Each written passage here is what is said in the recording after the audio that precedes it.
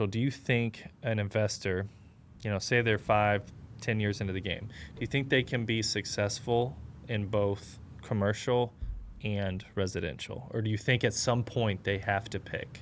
I think it's the other way around, in my opinion. I think at some point you'd be successful at both because you can get big enough where you can hire people out. Like if we hired somebody on staff, and we kind of have to just focus on multifamilies, and then just focus on I think the bigger you get, the more money you make. Kind of like we combine forces to do greater STL rentals. You can hire somebody to run it. So depends on what you do. I almost think it's the opposite.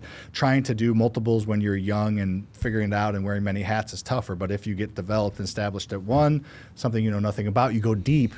You know nothing about that, and then you go wide. So that's where I think you could potentially do it the right way. Does that make sense? Yeah, and I think in general, I would say just go all in on one of them and then figure that out down the road. That's called going deep, but I don't know anything about that. But one of these days. So you gotta figure out where to start initially, right?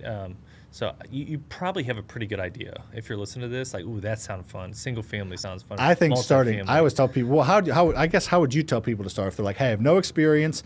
I make $85,000 a year at my job. I got a 730 credit score. Got a 1-year-old and a 4-year-old teacher, whatever. What would you suggest they do? Super easy. It's residential real estate. Okay. And I would tell people to fix and flip. Okay.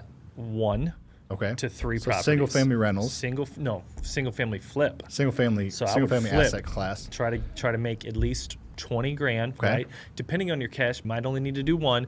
Regardless, if you make $300,000 a year, I still want you to start at a fix and flip. Okay. If you make $50,000 a year, I still want you to start at fix and flip. Okay. But if you're making $300,000, maybe just do 1 fix and flip.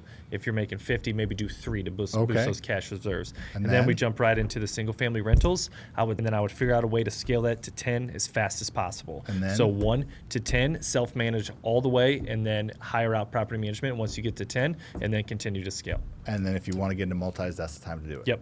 Because multis is 5 or more.